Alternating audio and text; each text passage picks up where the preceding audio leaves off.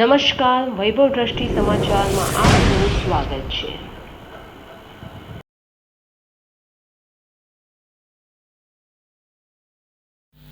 ખેડૂતોની થઈ જીત.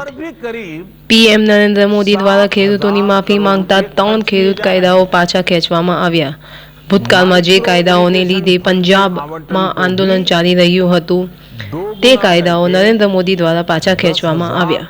નરેન્દ્ર મોદીએ ખેડૂતોની માફી માંગતા આ કાયદાઓને પાછા ખેંચ્યા છે. दोगुना कर दिया तो इस वर्ष 16 लाख करोड़ रुपए हो जाएगा. अब पशुपालकों को मछली पालन से जुड़े हमारे किसानों को भी किसान क्रेडिट कार्ड का लाभ मिलना शुरू हो गया है.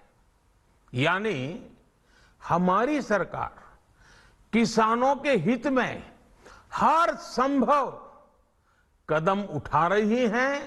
लगातार एक के बाद एक नए कदम उठाती जा रही है.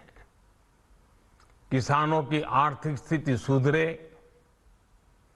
उनकी सामाजिक स्थिति मजबूत हो, इसके लिए पूरी ईमानदारी से काम कर रही है.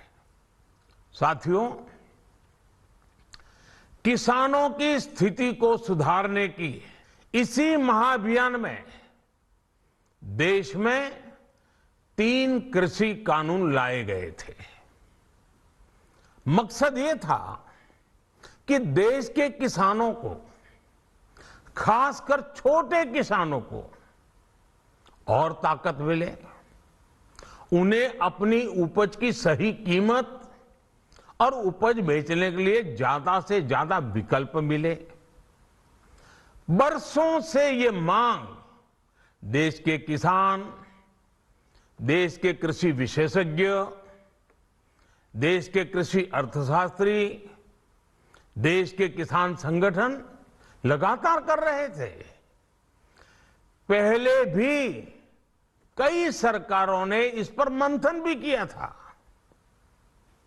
इस बार भी संसद में चर्चा हुई, मंथन हुआ और ये कानून लाए गए.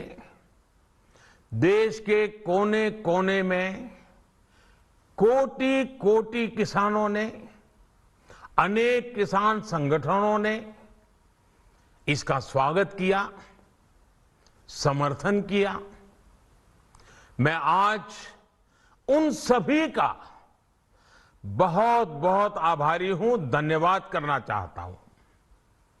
साथियों, हमारी सरकार किसानों के कल्याण के लिए, खासकर छोटे किसानों के कल्याण के लिए, देश के कृषि जगत के हित में, देश के हित में, गांव गरीब के उज्जवल भविष्य के लिए पूरी सत्यनिष्ठा से, किसानों के प्रति पूर्ण समर्पण भाव से, नेक नियत से ये कानून लेकर आई थी. लेकिन इतनी पवित्र बात, पूर्ण रूप से शुद्ध किसानों के हित की बात, हम अपने प्रयासों के बावजूद कुछ किसानों को समझा नहीं पाए. भले ही किसानों का एक वर्ग ही विरोध कर रहा था, लेकिन फिर भी ये हमारे लिए महत्वपूर्ण था. कृषि अर्थशास्त्रियों ने, वैज्ञानिकों ने, प्रगतिशील किसानों ने भी उन्हें कृषि कानूनों के महत्व को समझाने का भरपूर प्रयास भी किया. हम पूरी विनम्रता से, खुले मन से उन्हें समझाते रहे. अनेक माध्यमों से व्यक्तिगत और सामूहिक बातचीत भी लगातार होती रही.